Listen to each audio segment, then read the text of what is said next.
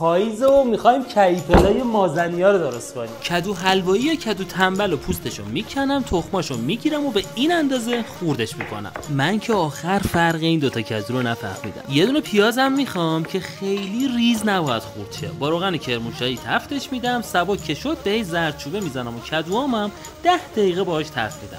بهش شکر و دارچین میزنم و میذارمش کنار. اصلا توی این فصل همه چی باید پاییزی و نارنجی باشه، مثل همین کیپلا یا مثل تپسی که اگه کد تخفیف نارنجی رو بزنی روی هر سفر تا 1,000,000 تومان تخفیف میگیری و هر روزم به یه نفر یه آیفون 17 پرو نارنجی میده. برنج پلای مخلوط باید زنده تر آب کشه. یه لایه برنج، وسط کدو، دوباره برنج و زیره و دارچین و روغن حیوانی. مازنیای دوست داشتنی کنار کیپلاشون نیمرو درست میکنن. یعنی اصلا یه جورایی این کیپلا با این نیمرو است که کامل میشه. نوش جونتون باشه.